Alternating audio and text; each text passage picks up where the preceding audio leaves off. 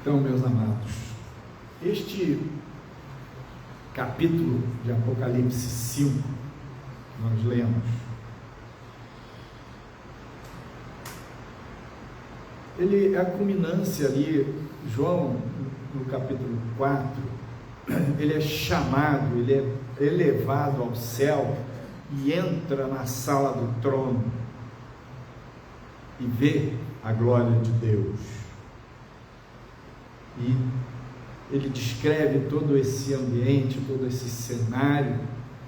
Tem uns querubins, 4 animais viventes, seres muito diferentes, que louvam e glorificam e adoram ao Senhor de dia e de noite, dizendo: Santo, Santo, Santo é o Todo-Poderoso, aquele que era, que é e que há de vir. E ele vê 24 anciãos, que também assentados, e no meio do trono está um cordeiro.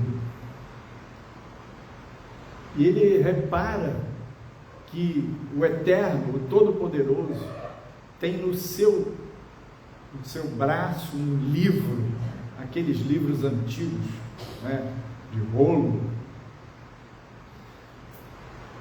e ninguém podia abrir aquele livro, não podia nem olhar para aquele livro. E João começa a chorar, porque imagina que aquele livro, ele representa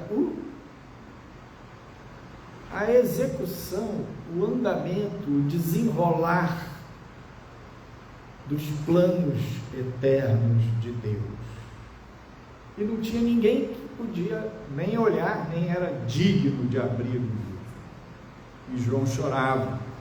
E um dos anciãos diz para ele: não chores, eis aqui o leão da tribo de Judá, a raiz de Davi. E quando João olha, ele vê no meio do trono um cordeiro de pé.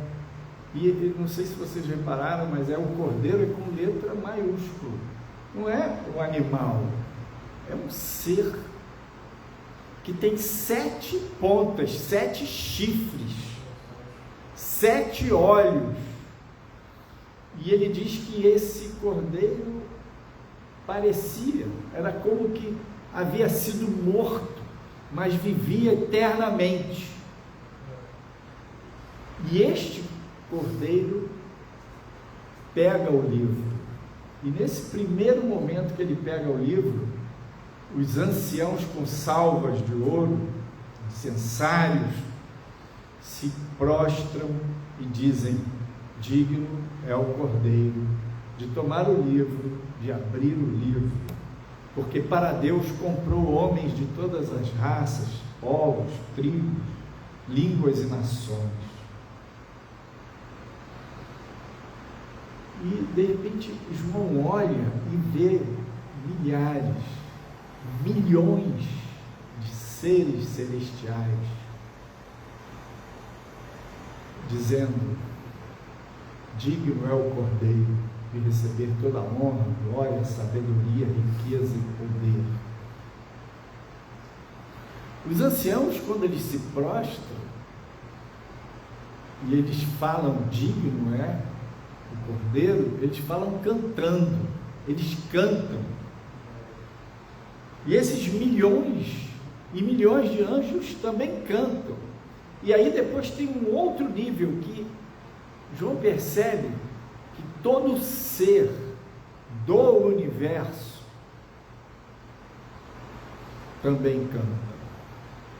E também diz que o cordeiro é digno.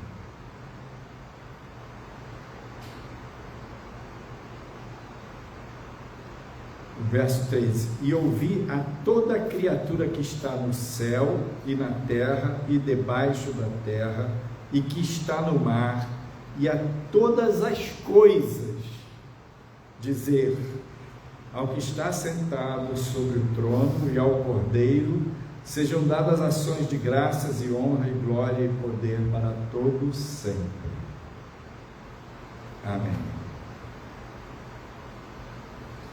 E por fim, neste capítulo, os 4 animais e os 24 anciãos prostram-se e adoram ao que vive para todo sempre. Apocalipse é muito estranho, muito diferente, mas é maravilhoso e revela. O livro, o nome é Revelação, revela os mistérios de Deus.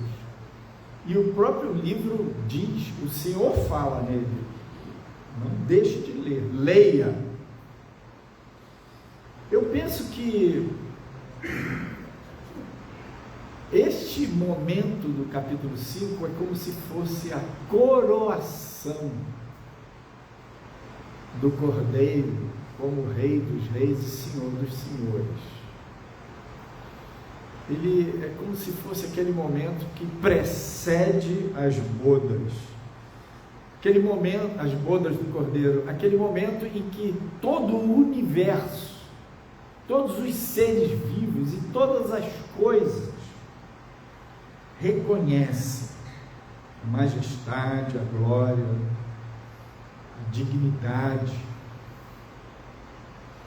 do Cordeiro. E é interessante que nesse capítulo aqui aparece a Trindade. O Pai tem o livro na sua mão, o Filho é o Cordeiro, e o Filho tem essas 7 pontas que falam da onipotência, e ele tem 7 olhos que representam a onisciência, que são atributos divinos. E diz aqui que esses 7 olhos representam os 7 Espíritos de Deus que percorrem toda a terra.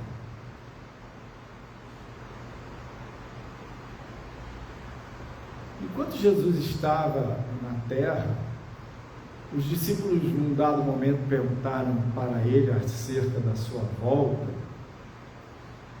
e ele disse, Mateus 24, 36,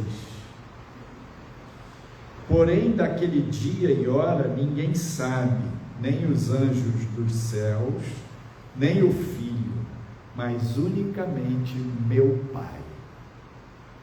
Jesus na terra, ele estava na condição humana, e o ser humano não é onisciente, não é onipresente, não é onipotente. Embora Jesus fosse Deus, o Verbo que se fez carne, ele era divino e humano ao mesmo tempo, mas para que ele fosse verdadeiramente humano, ele teve que se empobrecer.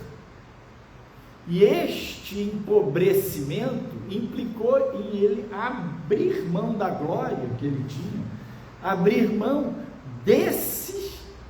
dessa prevalência, desse domínio dos atributos básicos do divino, a onisciência, a onipresença e a onipotência.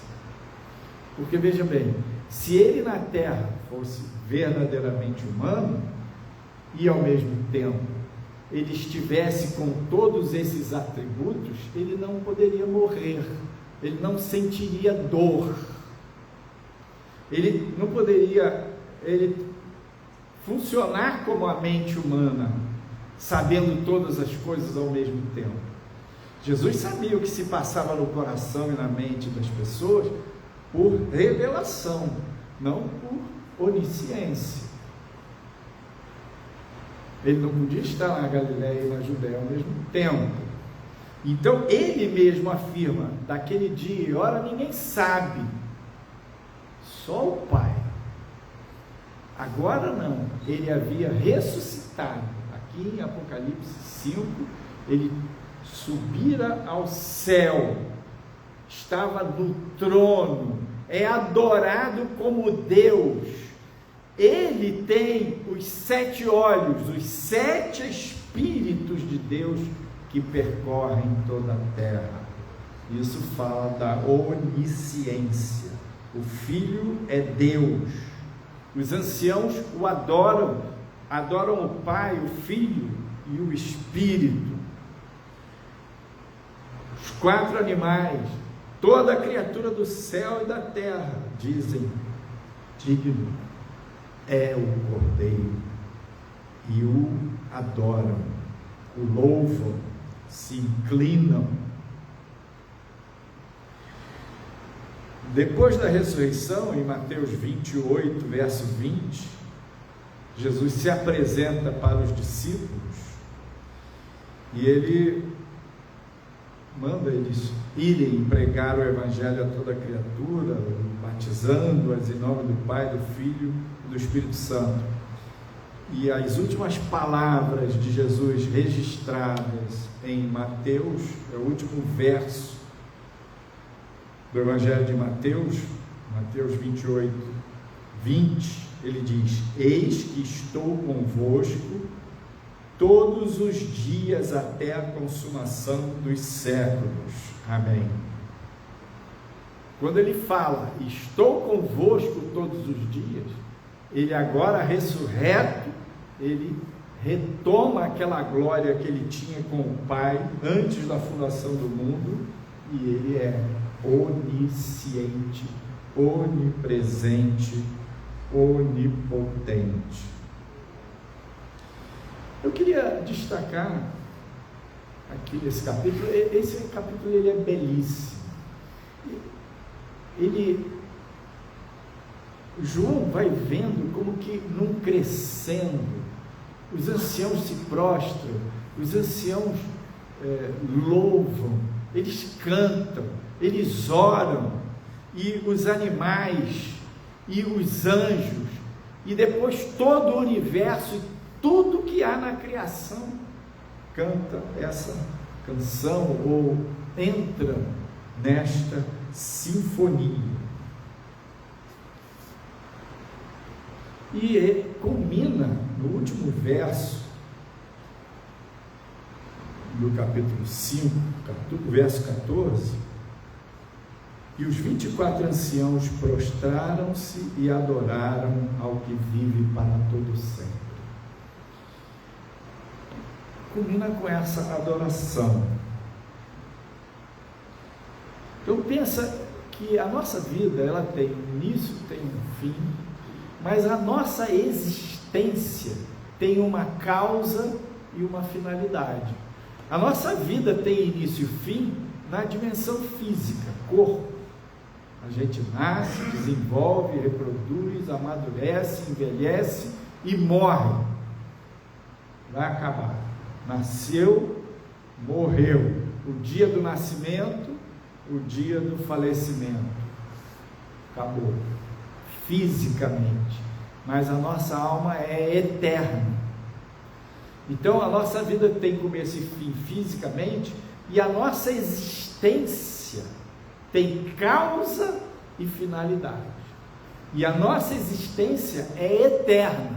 A sua alma é eterna. Você vai viver eternamente. Você vai existir eternamente. E uma das características da nossa condição de seres criados à imagem e semelhança de Deus é que a gente tem autoconsciência. Eu existo, eu sou Fábio, eu estou aqui, eu pego no meu corpo, eu me percebo, eu percebo você, eu percebo o outro, os sonhos, e eu tenho gosto pela vida, eu tenho um apego à vida. Deus me deu esse dom de ser, de existir, e você precisa saber, você vai existir eternamente. Falando de causa e finalidade, a causa da sua existência é que Deus criou você. E a finalidade da nossa existência é que Deus nos criou para a glória dele. Deus nos criou para o adorar. É muito doido isso, é muito estranho, é muito diferente. A gente não percebe isso. A gente pensa que a finalidade da nossa vida ou é reproduzir, ou é fazer isso, é conquistar, é ganhar, é amar. Tudo isso também faz parte. Mas pensa que tudo na sua vida, em última instância, deve apontar para aquela finalidade total, completa, para a qual o Eterno criou você para adorar. E às vezes a gente não dá muita importância para isso. Nós viemos aqui nesta manhã prestar culto, agradecer, louvar, pedir, suplicar o favor de Deus, cantar, ver os irmãos, ter comunhão uns com os outros. Nós viemos aqui, em última instância, para adorar a Deus e dizer: Senhor, só Tu és Deus, não há outro, só Tu és digno de adoração. Eu Te adoro, Senhor. É para isso que nós viemos. E no fundo é para isso que nós existimos. E adorar é o quê? Adorar é tudo isso que eles fizeram, que os anciãos, os animais, é se prostrar, é orar, é cantar, é cantar juntos, é entrar nessa sintonia, dessa sinfonia global, espacial, eterna. Então aqui tem vários movimentos. O reconhecer que Deus é Deus, se prostrar, orar, louvar, cantar, e termina este capítulo com os 24 anciãos e toda criatura no céu e na terra e tudo que há adorando a Deus. Mas esse versículo 14, ele fala que são os anciãos que adoram. A criação, os pássaros cantam, e isso é uma forma de adoração. Vamos dizer que toda a criação louva o Criador, mas só o ser vivo, consciente, seres celestiais, anjos e homens, seres terrenos, é que podem adorar. O que é adorar? É colocar Deus no topo. O que é adorar? É centralizar Ele como o máximo do nosso coração. É não ter nada, nem coisa alguma, nem pessoa alguma que rivalize, que a gente ponha no mesmo patamar que o Eterno, que o Altíssimo. Adorar é olhar para Ele e amá-lo de todo o coração e acima de tudo. Adorar é a gente se dedicar, se consagrar. E é a gente se dedicar, se consagrar, admirar, olhar, reconhecer a soberania dele. E adorar é querer agradá-lo. Proclamar as grandezas dele, sabedoria, os mistérios, a glória, beleza na criação. Adorar é a gente ver, aprender, descobrir o quanto a gente necessita de Deus. Nós carecemos de Deus. Nós dependemos de Deus. Então é como se nesse capítulo tudo vai, todas as vozes, as falas, as orações, a prostração, o reconhecimento, tudo vai para essa culminância, que é adorar. E quando a gente adora, a gente quer agradar o Eterno. Quando você ama muito uma pessoa, você quer agradar essa pessoa. Ou quando você ama, não precisa ser irmão. Mas quando você ama muito, muito, muito, você quer agradar muito, muito, muito. Você quer fazer o melhor. E adorar também é isso. É querer agradar o Eterno. Veja bem, muita gente correlaciona a ideia de adorar com agradar o Eterno para aplacar a ira dele. Que é, eu vou fazer isso aqui para Deus porque eu estou com aquela dívida ali. Então eu vou fazer esse negócio aqui. Às vezes a gente pensa no relacionamento com Deus que agradar a Deus é como se fosse uma barganha, um tipo de acordo. Não, adorar é assim, eu quero agradar porque eu sou grato, porque eu existo, porque a causa da minha existência é Ele, e foi para isso que Ele me criou. E eu sou grato por Jesus, o Cordeiro que me salvou, o sacrifício dele, o sangue dele derramado. E ele se revelou para mim, e ele me pegou no colo, e ele veio morar em mim, e eu o amo, e eu o adoro, e eu digo, ele é digno de ser o rei, ele é o meu rei.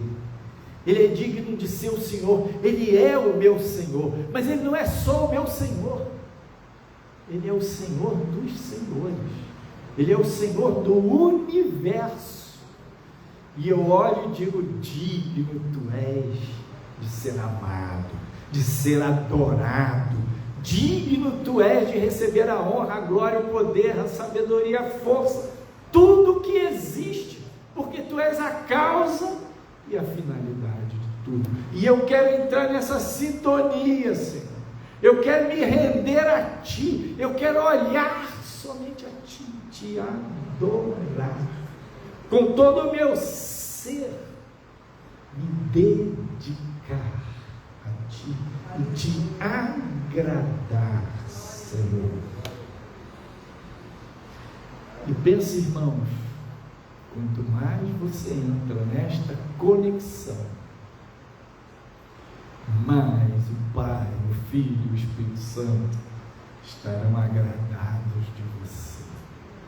Mais Ele se revela para você, em você e através de você. Mais o cheiro, o bom cheiro de Cristo vai fluir na sua vida, rescindir na sua vida. Então, queridos, pensa que adorar, aprender a adorar, é possível.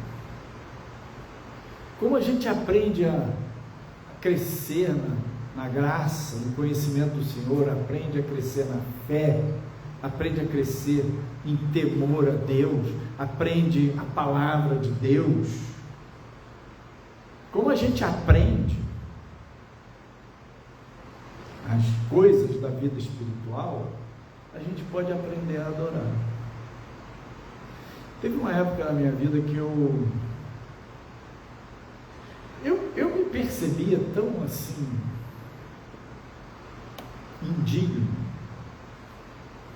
pecador, imperfeito em mim mesmo, que eu falava, cara, eu acho que eu não amo a Deus, porque eu estou com Ele por interesse. Eu acho que eu não posso falar para Deus que eu amo Ele, porque eu não sei se eu amo tanto assim mesmo. Veja, nós somos pecadores mesmo, radicalmente. Mesmo assim, nós podemos aprender a amar a Deus. Você já disse para o seu marido, para a sua esposa, para o seu filho, para o seu pai, para a sua mãe, para o seu irmão, eu te amo? Às vezes você não diz, mas você ama. Você nem sabe direito que ama, mas como é que você vai saber? Quando você fala, eu amo você, eu admiro você, eu gosto de você. Quando você fala, você meio que vai abrindo a sua percepção, vai abrindo esse caminho. Então, pensa, nós estamos aqui porque amamos a Deus. Você ama a Deus. E o nosso amor, ele pode ser um amor totalmente infantil, como é um bebezinho que ama aquela mãe. Mas ama por quê? Porque precisa totalmente daquela mãe, carece daquela mamãe que cuida dele. E o nosso amor pode crescer, amadurecer, como o nosso amor pela nossa mãe, pelo nosso pai, pela nossa família, também pode crescer, amadurecer e desenvolver. Pense que o seu amor por Deus também pode desenvolver. Pense que a sua adoração, a sua atitude de aprender a ter nele o seu foco. Pense que às vezes você não vai orar para pedir. Você vai lá para o cantinho, lá no seu quarto, se ajoelhar, e você vai para agradecer, você vai para se inclinar, você vai para se aquietar, vai se prostrar diante do Eterno e dizer: Senhor, Tu és Deus, e eu me rendo a Ti, e eu Te louvo, e eu Te dou graças, e eu Te adoro. E a gente pode aprender a louvar a Deus mesmo nas horas difíceis, não é verdade? Pode, e precisa, porque a Bíblia diz: em tudo dai graças, porque esta é a vontade de Deus. Esses dias estava fazendo alguma coisa lá que tinha, era um negócio de internet, .gov lá, negócio do governo, que tinha que fazer isso, tinha que fazer aquilo, aquelas coisas, e eu coroa, não transito muito bem nesse mundo aí dos mistérios, né, da internet, e o troço dava errado, e vinha para cá, ia para lá, e eu não acertava, e eu fui ficando, e eu tinha que fazer, porque era tinha que mandar para o computador. Eu sei que eu fui ficando irado, reclamando, falando alto. A Elisete passou assim na porta lá do meu escritório e falou: louva a Deus, Fábio. Eu falei: ai, meu pai, não estou com vontade de louvar nenhuma, zero vontade. Eita! Mas eu falei: cara, não adianta eu ficar reclamando, imprecando, falando, reclamando do governo, do site, da internet, porque eu vou crescendo, eu vou falando que esse é troço do anticristo, que é não sei. Cara, a gente viaja, né? Aí me acalmei, não consegui resolver o assunto naquela hora, deixei para depois, mas comecei a: louvado seja o Senhor, meio assim, de cara amarrado ainda, coração meio pesado, comecei a louvar, fui louvando. No outro momento, me acalmei, entrei no negócio e consegui desenrolar. Você aprende a louvar mesmo nas horas difíceis. Você pode aprender a amar, a descobrir que você ama. Na verdade, você ama a Deus. Você veio para Ele porque você o ama. Você veio para Ele porque Ele é a luz, porque Ele é a verdade, porque você ama a verdade, você ama o bem, você ama a justiça, você tem fome e sede de justiça, você é bem-aventurado. Você ama o seu Deus e você adora Ele, porque para isso você existe. Ele criou você e essa é a finalidade da sua existência. E você pode aprender a adorar, a amar. Então você pode dizer: Senhor, eu te amo. Jesus, eu te amo. Senhor, eu te adoro. Tu és o meu Deus. Depois da ressurreição, Jesus tinha aparecido para os 10 discípulos, porque Tomé não estava junto. Aí numa outra ocasião ele apareceu com Tomé presentes. Tomé tinha falado da desconfiança dele: se eu não olhar, não ver, não tocar, eu não acredito. E Jesus disse: Tomé, olha aqui, minhas mãos, sou eu, vem cá, toca aqui no meu lado. Aí ele falou: Senhor meu e Deus meu.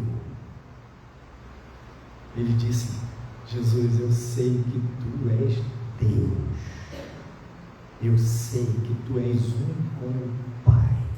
Eu agora não tenho mais dúvida. Então, o nosso Deus é esse maravilhoso que enviou seu Filho ao mundo para que todo aquele que nele crê não pereça, mas tenha a vida eterna. E você, como filho, como filha, como servo, como criatura, pode amá-lo, adorá-lo e render-se para ele e desejar agradá-lo, sabendo que você tem um Salvador, o Cordeiro que morreu pelos seus pecados. Você não tem mais que aplacar a ira divina, o juízo divino, porque o sangue de Jesus Cristo, Filho de Deus, lhe purifica de todo pecado. Mas você quer agradar porque quer agradar, você quer agradar porque é agradecido, porque você aprendeu a amar. Deus abençoe.